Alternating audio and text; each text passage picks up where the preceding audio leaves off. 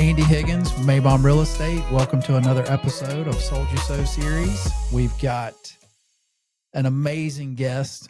We've got his dad here, proud papa. We've got Hammy, the Hammer Coleman. Is that right? I haven't heard that one before, but I think it sounds good, right? I think we need to go with the Hammer. And then Pops, Chili Coleman.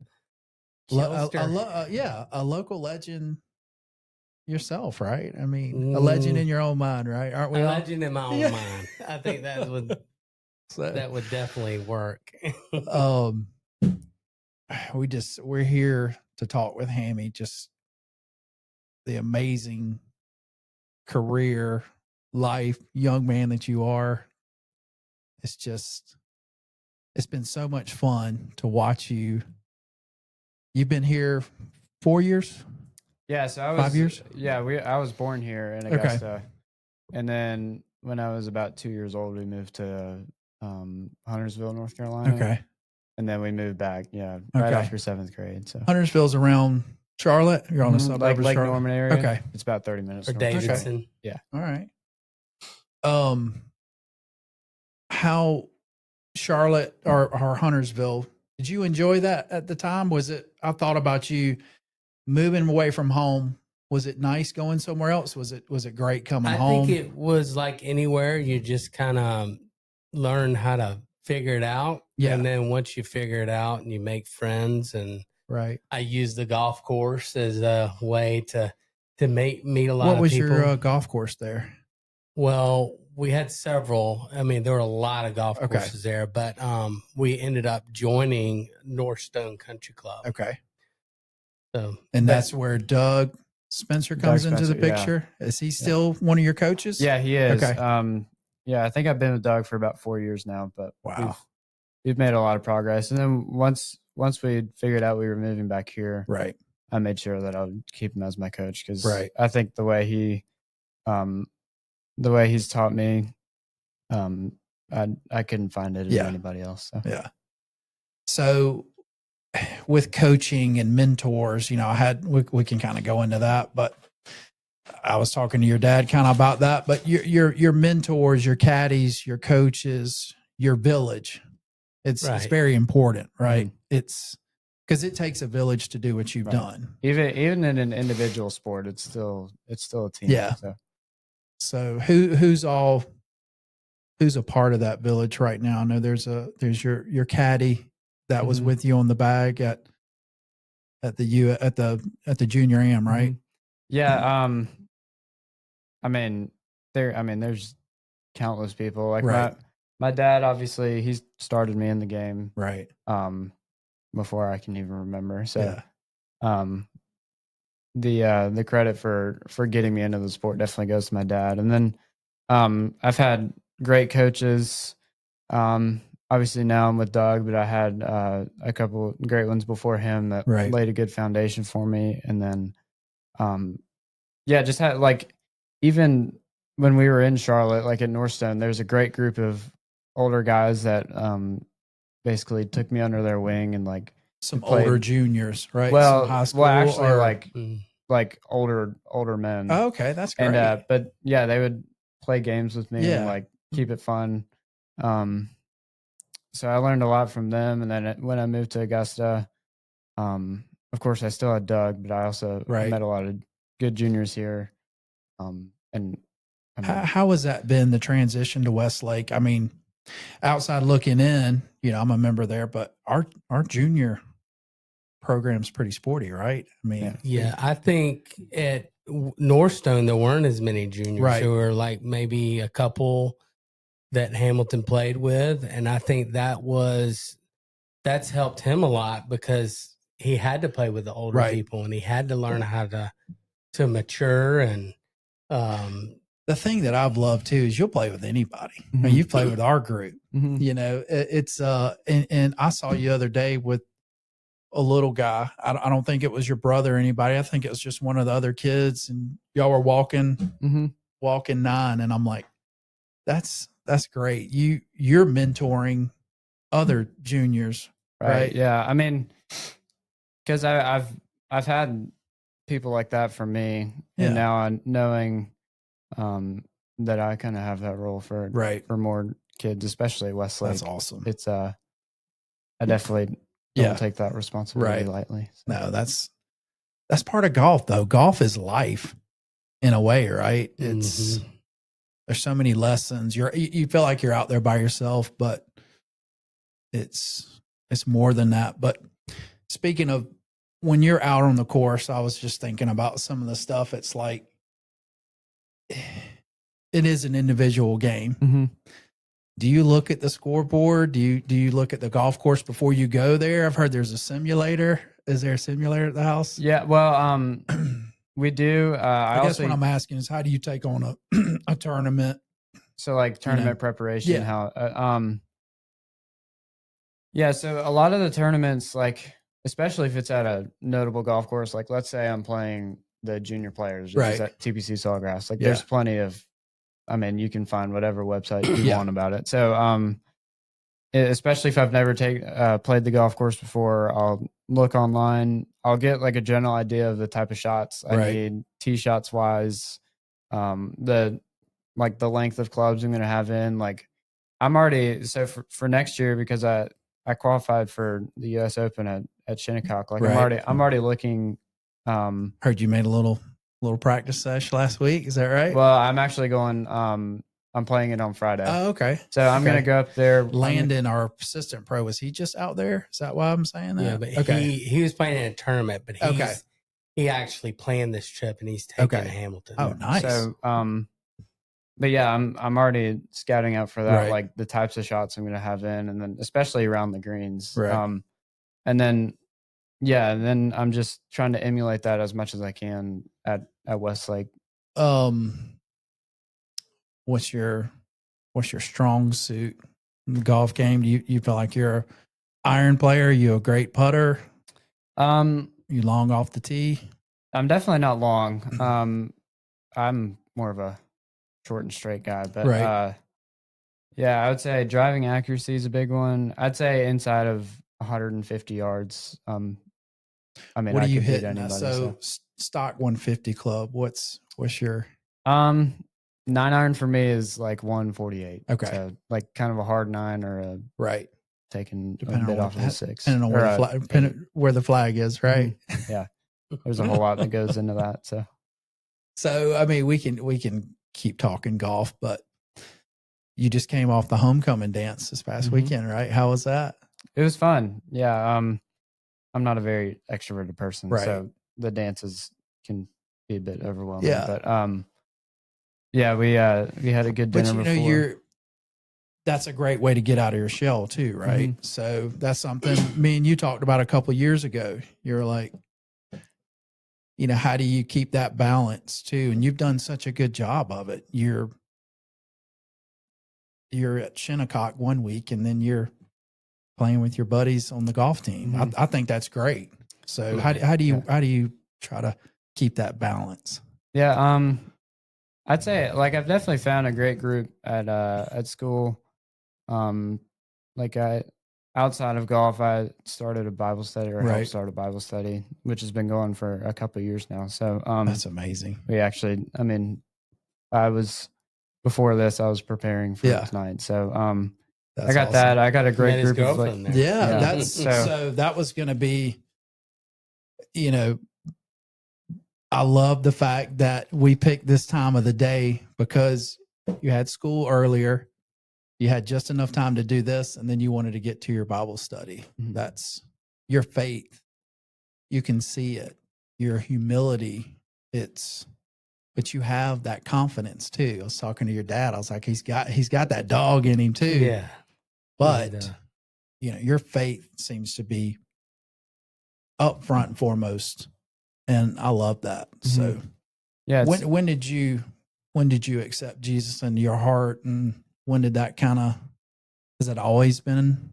Well, yeah, I definitely grew up in a Christian household. Right. Like my parents did a great job with that. But I'd say, well, actually, a bit of a story. So about 3 years ago, I had a stretch of tournaments where I was finishing I finished second in I think 5 or 6 tournaments in a row by one shot every time. Like it was getting really annoying.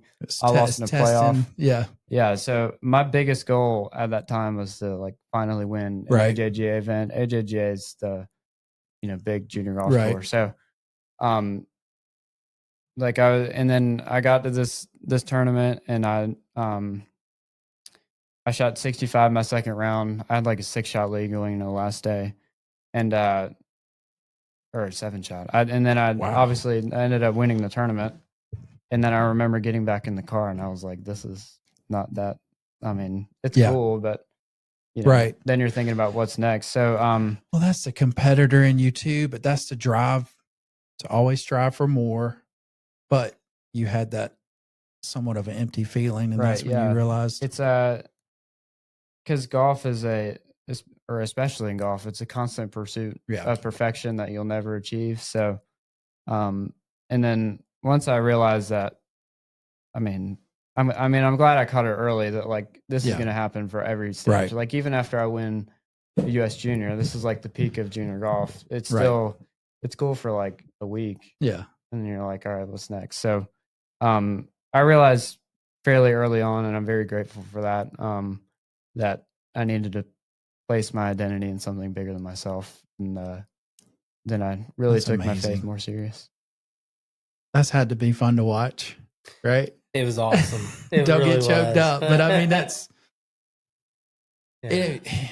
we just have to remind ourselves too, right? We're imperfect. And to have some of those feelings is okay.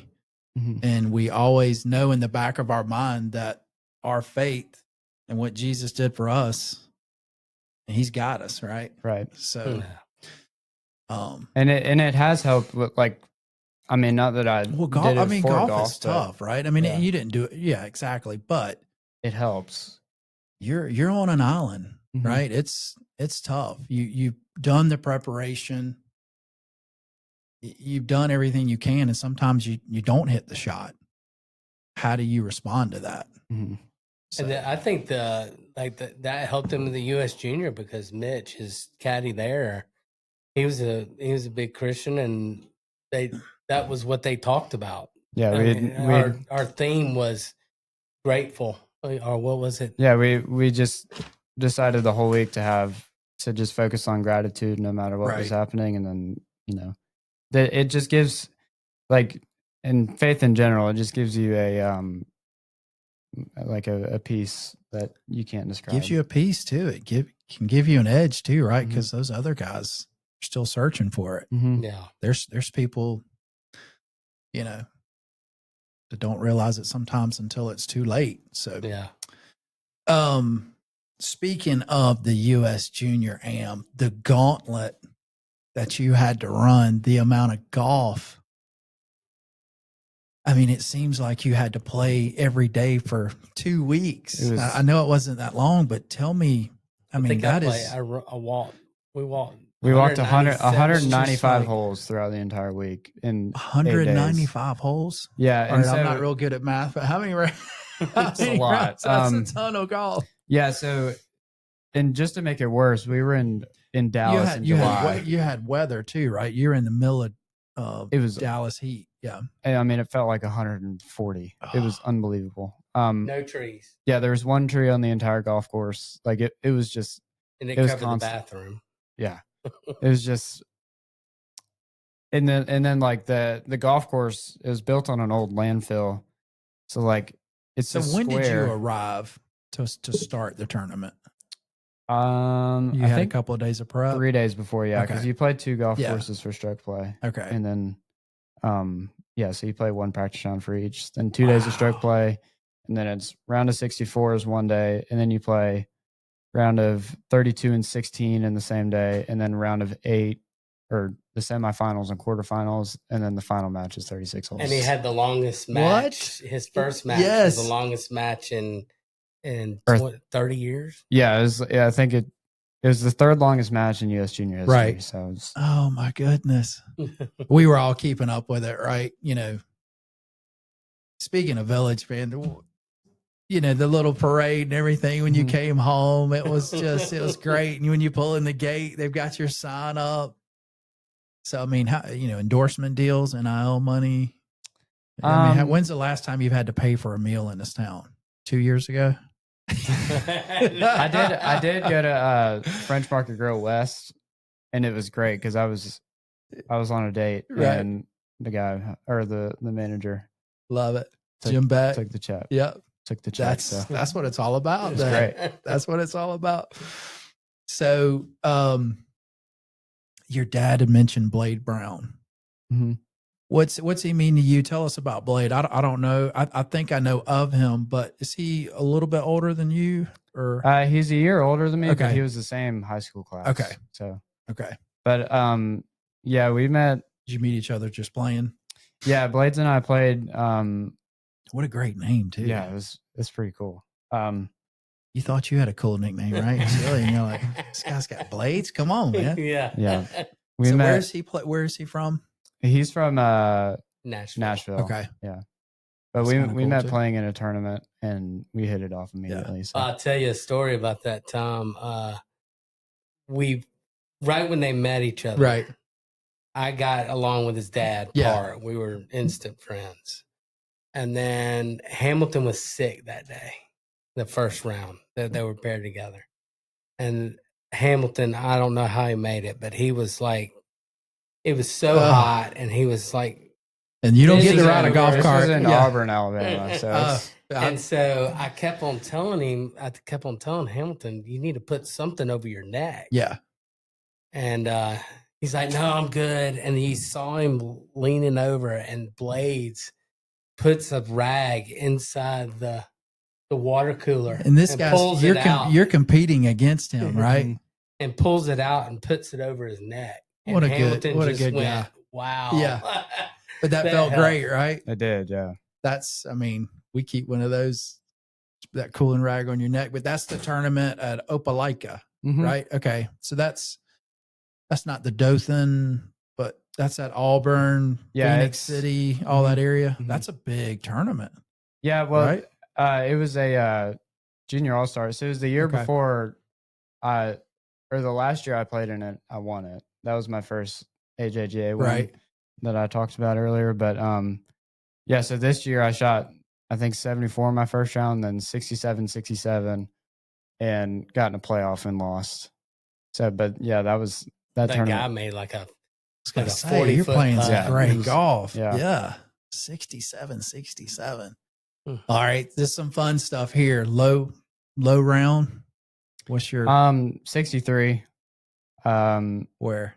I shot it at Westlake, and then in the Future From the Masters. tips? Yes, yeah. Wow. And then in the Future Masters when I was, You I were in think a 13. tournament. Yeah. Yeah. So, but How many? yeah, honestly, for Yeah. my level though, that's actually not crazy low. Like a lot of my friends have shot. I think it's pretty Brooking strong, 60. Hammy. You're a little Yeah. hard. You're a little hard on yourself, brother. I've broke 80 twice. Yeah. Yeah. So But you know, that's the beauty of golf, right? You know, you're talking about when you were a kid playing with older guys, you know, growing up here, and Hammy can relate to this, but you know, we would get dropped off at Forest Hills. mhm. And Forest Hills was one of the coolest melting pots when I was coming up. We had the Charles Howells, a few other guys, obviously, and there was just kids there doing what we were doing, and then there was some of the older guys that had caddied at the National and stuff like that, just hanging out. And golf is, Mhm. you know, is that here's $5 or whatever it was to get something to eat, play golf, and I'll come back and get you in a few hours. Right. Right. And that's kind of what you see, you know, at Westlake a lot of times too, man. The kids are getting outside more than you think. Right. And then It's growing. It's Yeah. definitely growing. I think even at Westlake, I think they're getting more and more Yeah. people over there. But Yeah. I think a lot of it has to do with how Hamilton's done, and they want to see that. yeah, But I just think golf in general is getting more and more popular. Sometimes to its own detriment. yeah. You have some people that have no idea how to act. But So you keep your cool, right? You've never blown your top on the course. We've had to work on it. Because you're a competitor, right? Yeah. It's easy to slam the club or spout off the cuss word, and man, and it's also easy to say everybody else does it too. Like it's hard to hold yourself to a higher standard. And that's part of being a leader, not a follower, too, right? Because it's hard. That was his number one goal this year, and I think he's gotten a lot better. Right. I mean, we still have to work on it, and that's with everybody. Sure. You know, you're not going to do that if you don't care. Yeah. I mean, you care, but now he just has to be a little bit, with spotlights on him too now, right? Right. Local celeb. And plus, it golf in general, if you get upset, it for a lot of people, it's like a domino effect. You can't get back if you get upset. The next hole, you're gonna get upset, and your game's just not gonna. You're thinking about the wrong thing, right? Match play versus just a regular tournament. How do you like match play? Singles is my favorite. Yeah. I think match play is I'd say it's the purest test of just like if you're a dog or not. Because it's hard to close somebody out. Yeah, like in stroke play, let's say you have a 72-hole event. There's really no pressure until the last 9 holes or the last 3 holes or whatever. But in match play, there's pressure every single hole, and you're constantly thinking. And that's the biggest adjustment, honestly, because you're having a putt almost every hole to potentially win or whatever. So and the way the momentum works and the mind game, it's so much fun to me. It's so much fun to play with a partner, but you don't want to let your partner down, right? And then alternate shot is. I'm not. That's tough. I'm not as good at the team golf because and I think part of that is there's just so much more to think about. Like you're not only, especially in 4-ball, like not only are you thinking about just you and the person you're playing against, there's also 2 more people involved. Yeah.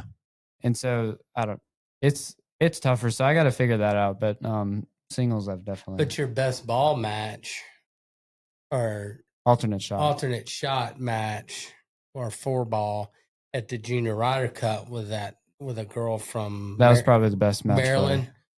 Was it co-ed? Was it co-ed the whole time? No, just the first match. There were 2 matches that were okay. So, but is that hat is sharp?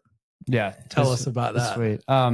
Yeah, we got treated pretty well. Good swag. So, yeah, you got some better gear than the U.S. guys, right? What do you think about the zipper shirt? Was kind of. Did you see the pros?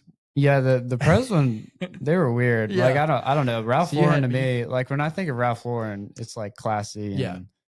And, we still look better than the Europeans, though, man. The colors that they pick, it just every year you're like, man, is that a brown golf shirt? Yeah, I bet.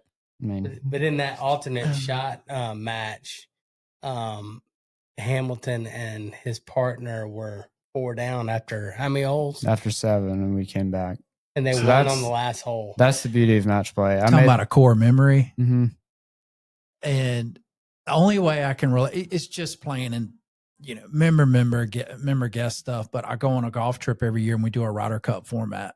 Mm-hmm. And, we're a bunch of hacks. We got a few guys that can play, but you know what I mean? It's still fun. The challenge, if you get 3-4 down, you get your back against the wall, you start thinking how many holes you got left and what you can do. But you take it hole by hole. It was just like Sunday with the U.S. guys. They started chipping away. That was they were real close. I thought they might have come. If Russell Henley makes that putt, it's a gain. Hats off to him too, man. He played great. Yeah, he took on beast. I think he made John 8 birdies in that. The birdie he made on 17 before, you remember Rom was throwing darts in there, and Henley looked like about 10 feet, drains it. So I love seeing a Georgia boy. So Let's talk about Georgia golf. Before we talk about that, though, did you go on a lot of visits? What was that like? I went on one visit and I was done. And that one visit was to Athens, Georgia. To Athens, yeah, to the classic city. Because, and it actually kind of messed up my recruiting a little bit. Because everybody knew I wanted to go to Georgia, right? So a lot of people just didn't talk to me. Yeah. But yeah, I was gonna go on more, but after I went to Athens, I was like, there's just no point. They're a top tier program. The coach, he's been there a long time, right? Yeah. So Hack and Douglas have been there for I think since '96. So and then they just got a new assistant. So. Yeah. I mean, I don't know how many pro golfers they turned out, but it's impressive. The new assistant's going to be the future head coach. Okay. And I think that's what really sold you on Georgia, right? That you didn't want to go look after that. Yeah, I mean the way that they coach there, they're very hands off. Yeah. So in a good way, like they let you practice how you want. They're not in your business about your coaches and stuff. They let you practice, and then you the way they do qualifying as well is great. You have to qualify for every tournament, so there's no automatic spots. You have to go earn your spot every week. So you've got a shot. I mean, do they would you redshirt or not? Okay. No, probably not. That's awesome. So you can make a difference right out of the gate. Right. I mean, this year they have 7 people on their team. Mm-hmm. And when will you report for duty and all that kind of stuff? What's that look like? For Georgia? Yeah. I got to apply coming up soon, and then I go there next fall. Okay. Yeah. That's awesome. I think signing days, when is it? November 12th. Okay. That's when I officially sign. So what's the college golf season roughly? When do y'all start?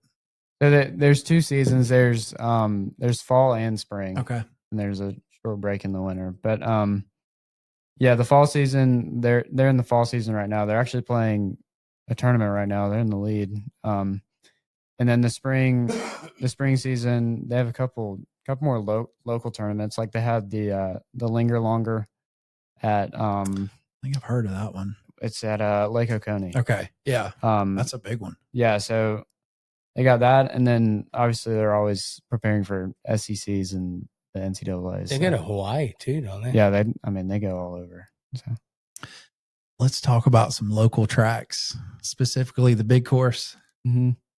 You get to play it a little bit? Once I get to Georgia, I will. Yeah. The Augusta National? We get to play it once a year as long as we don't have any Ds. Okay. That's our that's one grade. Awesome. I love it. I love it. So have you you've played the National because you did drop, chip, and putt, right? That doesn't, I don't think that counts. I hit putts. So you haven't played? Not yet, no. We need to make that happen. That'd be pretty. We'll go make that happen. Special. Yeah. Be a nice little Christmas present. Our local junior celebrity golfer. We got to get him out there. What was drive, chip, and putt like? I mean, I know you're competing on full tournament scale, but at the time you were then too, but still that had to be a cool experience, right? Yeah, especially as a 13-year-old kid. Yeah. Like never experiencing that, and then all of a sudden you're thrown kind of into the spotlight. It was special. And it kind of got me used to like media stuff and like getting better at interviews, just the little things like that. I mean, there's interviews, the members are there, a lot of the previous winners. What was that like being a dad? It was incredible because we saw the first one on TV and he told us, I'm going to be there one day. And he was 5 years old. And so he wasn't quite 6. It wasn't quite 7 yet, right. But if he during the Masters, he would have been 7. Yeah. So he was the youngest competitor. So we took him over to Winston-Salem and for your qualifier. It was back then. It wasn't as organized, but you just saw these pictures and everyone was just like, man, I think you got something there. Yeah. He didn't make it, but then he just got better and better every time. And then to finally make it, he chipped in on one of the chips at Quail Hollow, and it was just incredible. That's awesome. There were a lot of people watching, and so cool. as a dad, kind of talking about that, was there a time where you saw him hit a shot, or you could always tell he loved it that much, or did you just kind of let him tag along with you every time you went to the course? How did it progress? Well, I would when I was living in North Carolina, when we first moved there, I didn't know that many people, so I would go to the course and I would call the people at the pro shop, and just tell them, "Hey, just set me up with anybody." Right. And so I would go out, and I would not take him. And Hamilton was always like, "I want to go, I want to go, I want to go." And I was like, "You're gonna get your chance." Right. And then we had a little spot over in our little subdivision, or not subdivision, but our little neighborhood, like a green space. And so I took him over there like almost every day. Mm-hmm. And then, so he learned how to swing. And then I started teaching my other son, Jackson. So when I wasn't teaching Hamilton, I was teaching Jackson, I could see Hamilton kind of branching off. It's almost like a river runs through it, where Brad Pitt kind of goes off on the side. And so he started hitting the ball, and I started looking over there, and he was like just killing it. Yeah. And so we just kind of worked on it like that, and I'd take him to driving range. But I guess when I really noticed that he loved it is when we took him for the first time, and I have videos, and he was setting up the shot, and he's working on everything, and he was so focused on everything. And I think that's when I knew he wanted it. That's awesome. And then we just tried to get him to tournaments, and then he just kept getting better. Just junior clinics, everything that everybody does. You just started. Well, we didn't really do many clinics. I just kind of worked with him. Yeah. And then he was tearing up my backyard. And a friend of mine who I went to boarding school with, his name is Justin Tupper. Okay. He started Revolution Golf. It's now Golf Pass. But I've heard, so I called Justin, and I was like, dude, he's tearing up my backyard. Right. I need some kind of mat. Can you suggest a mat? Right. Or do you have any? And he's like, dude, I'll send you one. And I was like, well, how much do I owe you? And he's like, no, just take it. Gotcha. So he sent me this mat, and it was like, rough fairway, and it was a 3 thing. And so he just wore that thing out, like nonstop. And he would go out in the front of our house and just hit balls after balls. I'd use the fake golf balls, and I'd like play golf over my house. Like I hit like a 7 iron. You hit the Kisner shot that he did. This ain't no hobby. Yeah. I love that guy. One of the tournaments he played in, it was like his first year. He got like a 10 on a hole. Right. And the 10 was the limit for U.S. kids. So he couldn't get out of the sand trap. So what we did is I took him back home, and I taught him how to hit a flop shot. Right. And we just kept working on that flop shot. And there was a place over at Skybrook Golf Club over in Huntersville, and it had a little green with sand and that chipping area. And we just went there. Figured it out.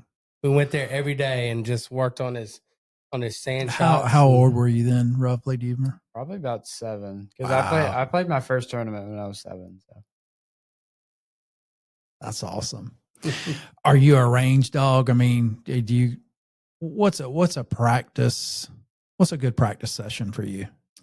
Yeah, so I've actually in this past year I've gotten a lot better. I plan out all of my practices. So like typical school week when I'm limited. So I'll do Tuesday. Normally I play on Tuesday. I'll play like 9 holes and just play normal, get a gauge for like how my game is that week. Wednesday I'm doing like range work. Right. So like a lot of what I do on the driving range is just situational stuff. So I'll spend maybe 15 minutes working on my swing, and then the rest is a specific yardage or something in your mind? I'll go hit off of side hill lies. Trying to hit different numbers with the launch monitor, playing games with myself, and then I'll also I'll like hit longer pitch shots on the back range. And then Thursday normally for me is like I spend a lot of time putting and then shorter chips around the greens. You gotta have a bit of a plan though, right? I mean, you can't you don't want to just bang balls. Right. Yeah. So actually I have a journal and I write down everything. And then on Friday, normally I try to play, and I'll play a game with myself. So like Fridays will be, I'll play from the front tees. I'll play a worst ball scramble or like irons only, just stuff like that. That makes it change fun, things up. Right? Yeah. It's challenge. Yeah. Because when I was younger, I would go hit balls and that was fun to me, but I would never go to the putting green or chipping green. You either like hitting golf, but there's people that love hitting range balls, but 10 shots. And I'm like, let's go putt a few and let's play. Right. Let's get it going. So, the weekends are just kind of whatever I have planned on weekends. But like, that's more of a school week during the summer. If you've got a weekend off, you're going to go practice some, but you won't necessarily play both days, will you? Or do you? It depends. Like I'll, Did your girlfriend come? She come ride along or walk? Well, Does she play? She's gotten, she's working on it. Teaching her? That's awesome. Yeah, it's been fun. She's been great.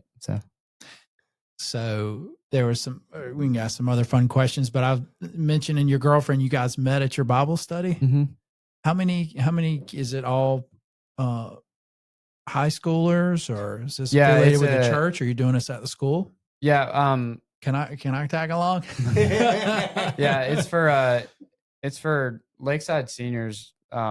We just have a group of people why is my son not attending this? Have you been trying to get him to go? He won't go. I have to get on to him when I get home. Maybe. But yeah, we just started it with like our group of friends. In sophomore year. I was kind of struggling to make friends because I went to Evans Middle School, and then I switched over to Lakeside High School, and I'm pretty quiet, so it was tough. But then, well, you've been affiliated with the FCA your entire time, right? So you made some friends through there, and then through golf. Yeah. So, sophomore year we started it, and then that's awesome. It's been growing. So it was cool because he is very quiet. He didn't have as many friends at first because he's not as outgoing as say me or Jackson, who is very outgoing. But then it's amazing how different all your kids are, right? I've got 3, and they're different. Which is great. And so when he told me he wanted to start a Bible study, I was like, sweet. Yeah, that's awesome. So now you're going to meet you delivered the main message at the FCA last year. It's amazing. Yeah. It was just like a worship night. That was a big crowd there. Though. Yeah, it was cool. And that was my first time. That was people from all over the area and the county there. That was a big deal, Drew, and all. Yeah. Yeah. So I got to speak a little bit about apologetics, all that stuff. So it was cool. And I've gained more confidence since then. Yeah. So I get it, man. Public speaking, like I told you before we started this, I get nervous, but at the same time, that means you care, right? What's tonight's message for the Bible study? Nobody's going to see this before, is a spoiler. Yeah. So we're reading 1 Corinthians 15. It's a really good chapter. So basically, Paul's writing to the Corinthians. He was there for about a year and a half, and then he moves away, and then they start doing all types of crazy things. So writes them a letter. And then in chapter 15, he addresses them because some people were denying the bodily resurrection of Jesus, and that they were saying that there is no resurrection of human bodies. That just doesn't make any sense. So Paul's addressing that claim. And there's actually like verses 3 through 7. It's pretty cool because Paul uses a creed basically talking about the events of the crucifixion and right. resurrection, and historians believe it goes back to like a couple years after Jesus died, which refutes the claim of some people that the early Christians didn't believe in the resurrection. So there's not only is it theological, but it's also real, apologetic, and there's nature, proof. so. But that's always been struggle for some Christians, right? Mm-hmm. They can't have that. What do you call it? Tangibility or. But yeah, people, modern day Christians, resurrection faith is very right. I guess. But you small. believe. I do. Yeah. That's awesome. I think the historical evidence is pretty hard to deny. So. Well, I didn't get to go see it, but my buddy Nick and some of his family at Warren went and saw the exhibit that was recently. Yeah, the Shroud of Turin. I went there the last day they had it. And he just described it, and it's really cool. The lash marks and everything. Mm-hmm. He's like, and people need to see that. I mean, is that a replica of the? Yeah, it was a replica. So there was parts that are original, I think, and then there's some replication, right? Yeah, well, so they have replicas of the actual shroud is in France, but yeah, they made a 1-to-1 ratio copy of it, but it's really cool. That's another one. It's the most studied artifact in ancient history, and it's passed every critical test that they've ever put to it. So it's pretty compelling. It's impressive. Yeah. Really? Yeah. It's you got it. They done DNA and all that stuff. So, well, the problem with DNA is they don't have another like anything to compare it with Jesus' DNA. So like they have it, so but they could replicate some of the lash marks and some other things from when they were striking him and everything like that. Yeah, right? it has. So the shroud in Jewish burial traditions, when they put you in a tomb, this guy's taking us to school right now, isn't he? They put you in this. They put you in this tomb, or they put you in this cloth, and they put you in the tomb. They'd leave you there for a year, and then collect your bones, and then put it in whatever. But yeah, so they have the shroud of a Jewish man. They tested it with like they found pollen on it and certain things like that, and they know for a fact that it's like first century Jerusalem. Right. And then you look at the marks from the crucifixion, so they have the marks in the wrists and the ankles. That's the other part. They have Nick the lacerations that's all over the body. That's what he was talking about too. Mm-hmm. Yeah. They, like even so when they put the nail,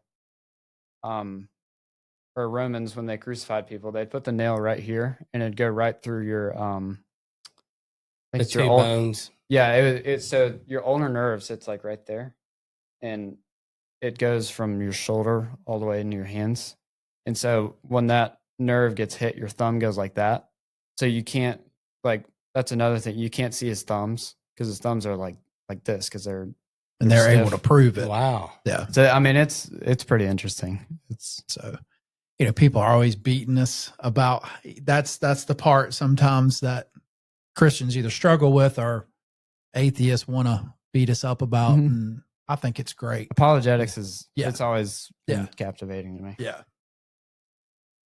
I could talk to you forever, but you are wise beyond your age. It's pretty amazing to watch. What a quality to have. Like we even talking to Blades and Park's Blades' dad. Right.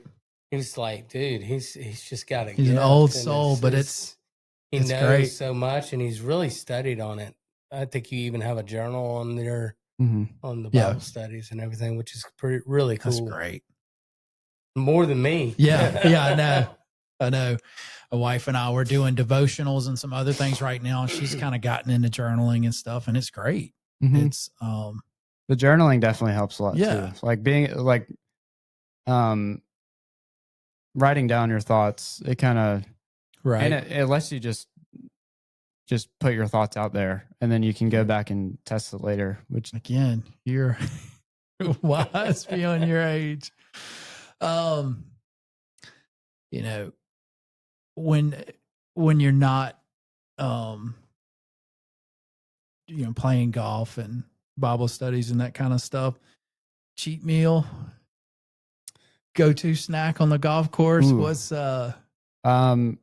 for me, what's I have Hammy's guilty pleasure? Is it a big cheeseburger? Is it a pizza? recently it's been cookout milkshakes have been like, Oh man, I love a good just chocolate cookout milkshake. So Drew's my son Drew, he's big into fishing, right? He's on the fishing team and all that.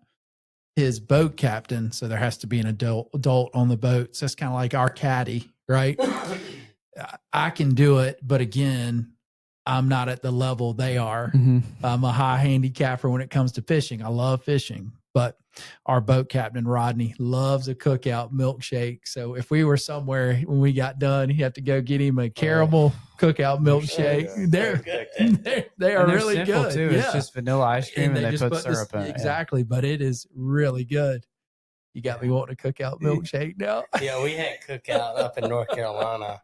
I don't love the food as much. The milkshake is just amazing. Chili, we talked about some of the stuff that about being what's you guys have a platform, right? You have you're trying to help other moms and dads. My wife's a writer, and my wife and I just bought a website about a year ago, and we changed the name to Junior Golf Playbook. And it's basically, I get so many questions on what tournaments to play, right? Or what should we do? When to push, when not to, or coach. What should the parents do? Yeah. Or where, all this stuff. And I still struggle with some of this stuff, but I still, you got to give them learned space, a lot right? along the many years that I've been doing it. And so my wife writes articles, and I kind of help her come up with stuff, and then I run the Instagram. You're the boots on the ground. You come back and kind of give her and then she's got a lot more writing skill than you. Right. I mean, right now it's more of a hobby, but I eventually would like to let it grow. Yeah, and I just enjoy it because I've loved golf since I can remember, because it was something that I did with my dad. And then the other thing is like kids and sports and stuff, the burnout or when to push, when not to, Totally agree. And the parents, and it's not their fault. They want their kids to do well. Right. But and Hamilton will attest to this, but I don't care how he plays. Right. I really have never cared about his play. I want him to get better for him, but never for me. I want his attitude. I want his character and his attitude be in check, and that's what I get onto him about, if at all. Yeah. So, and I think some parents are so driven on. Golf is so hard to play, and if you're sitting there, golf is brutal, right? Sometimes when one thing I will say, like at the level that I'm at right now, a lot of the kids that have crazy parents, like they just don't get there. They either burn out or the parents basically knock them out. Yeah. And like when you do see crazy parents, sometimes you just want to go like, why don't you try? Like you can I would say 90% of the time when it's the parent yelling at the kid about how they're playing, they've either never played golf before or have never played in a competitive setting. And we were I couldn't agree more. One time, and there was a lesson next to Doug. They have a bay, and next to him, another guy was giving someone a lesson. And the father was up there, and he was arguing with him and her about how to hit a golf ball. And so he turned around, and we were all listening to this. He said, "Why don't you hit it?" And he went over there and couldn't even hit the golf ball. Yeah, that's typically how it goes. Chili, you can relate to this, right? I mean, growing up, the teacher's right, not the kid. Totally agree. It's arguing with the umpires and the refs, and it's somebody else's fault. That's life, right? That's not how it works. So and like I went to a youth soccer game recently, and like you hear some of these parents, like the refs are making bad calls or whatever, and you hear some of the parents complaining about the refs, which is, I mean, it's fair, but like at a certain level, like first of all, in youth sports, like you're not going to have the best refs ever, Right. and also just part of sports is accepting the bad break. Right. Like if you, I mean, they're going to happen, and then you just Right. like, for example, in the U.S. Amateur this year, on the first round of stroke play on hole 18. You know, they have the big in California. They have those big cypress trees, Right. and my ball hit a tree. It got stuck in the tree. So it never came down. So I made double in my last hole, and it kind of puts me in an odd spot. And I could have chosen to complain about it the whole time, which I'm sure I did a little bit, but like, and Dad too made sure that I didn't. You chose to take it as a character building. Yeah, it just happens. It happens. You got a cool story that your ball got stuck in Yeah. a tree, right? I mean, that's so like, but it's tough at the time. Yeah, But how you handle that is life. It really is.